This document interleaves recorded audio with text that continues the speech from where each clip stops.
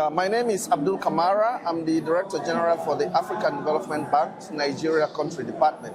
Right. Because I'm based here in Abuja. Yes, I understand. Now, we've seen the work DFIs have done, in terms of helping subnationals, across Nigeria. But more importantly, first of all, let's speak to the importance of this summit, to opening its doors, for investors to come into the country. Yeah, I think I really want to take the opportunity to congratulate the state of Anambra for really taking this bold step and for organizing this conference, which is really like moving into higher gear, accelerating economic transformation. And I'm also told that this is the second of this series of conference. But it's not just about conference, it is also the visible action that this governor has taken, be it policy reform, be it infrastructure, be it de-risking, and so on. This is a transformation that we actually are talking about.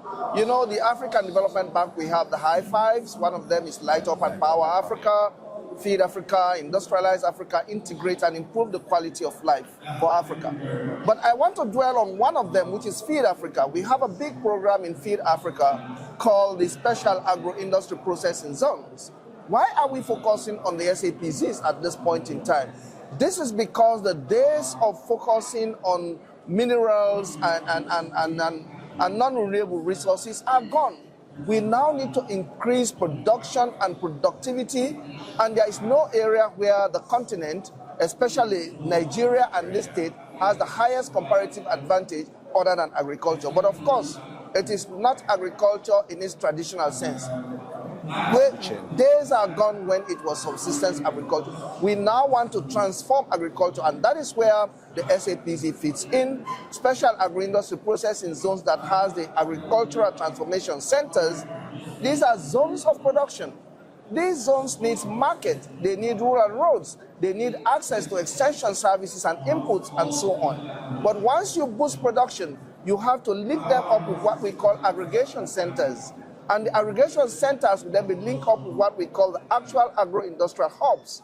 This is what we saw today. This is what is happening here. And of course, for here, it goes beyond agriculture because it's economic transformation. You want to add value. You also want to move into light manufacturing. And the timing could not be better because of for example, the AfCFTA, the Africa Continental Free Trade Area. Countries or even regional states like this one who take the plunge in moving forward are the ones that are going to increase production capacities, they are going to produce more add value, and they will be the front runners in really taking advantage of the SAPZ. And this is very important because we know the population of this country, and we also know that the youth are very vibrant and dynamic and really looking for employment opportunities. These are the kinds of initiatives that will generate those opportunities, and the African Development Bank is investing heavily in the SAPZ. The African Development Bank, together with IFAD and the Islamic Development Bank, already has about $500 million investment in the special agro-industry processing zones. This is going on in states like Imo, in Oyo State, in Ogun State, in Kaduna State, Kano, and the federal capital area. So now we are coming with a second cohort of states. We are looking at $1 billion, again together with partners, including Badia, including Islamic Development Bank, IFAD, over the next 3 years. And definitely your state, Anambra State, is going to be one of the key beneficiaries. My team has already visited here about two weeks ago, and they have collected data and actually had a very important interaction, including with the government. So definitely we'll be coming back here, and when we come, you will see us signing deals and actually launching programs in this state. All right, now this shows how well the DFI has a strong role in playing in ensuring that subnational states in Nigeria are optimized in terms of revenue generation and that development. But more importantly is the body language of the government. Now, we've seen what this summit can pull. This is the second edition of this summit now. But what is very, very crucial is the fact that we're seeing the body language of the government encouraging DFIs, private sector players, come on board and bring your technical skills, your money, and then come and meet money with investment.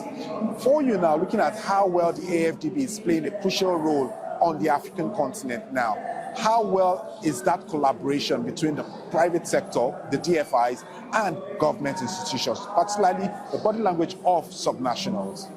No, I think you've said it all. The subnational is where the action happens. At the federal level, definitely we expect the right type of policies and the right type of support, but this is where the action happens. In terms of our leverage and our convening power, when we are there as the African Development Bank, other partners come, that is the first thing. I just told you of IFAD and others. But more importantly, when you are talking about production and industrialization, you are talking heavily about the private sector. Arise, that was just on the stage, is a private sector. So before they bring their millions of dollars, be it equity or debt, they actually need to have the confidence, and that is where we come in, either as part of that debt from the public window, but also as guarantees. We do partial credit guarantees, we do partial risk guarantees, and we also, ensure that the products, in terms of their movement to market, you need infrastructure, you need roads, you need water processing plant, you need quality testing centers. This is an energy, of course. We know the inconsistency of energy, especially in the production system, can be very disruptive. And that's where we are also big time in facilitating this process. All right. One last word, sir. Tell us how you feel about this summit, looking at the fact that this is the second edition. Phenomenal, and phenomenal. This summit is actually an eye-opener. I will encourage other states to really learn from what is happening here, and I'm very, very optimistic that with this momentum, and now that you're changing gear, in the next few years down the road, frankly, this state, I know now is exemplary in the Southeast, but it will be a national example really in terms of production, value addition, manufacturing, and actually exporting and taking advantage of international and continental opportunities like the AfCFTA, the AGOA, and so on. All right. Thank you very much for your time.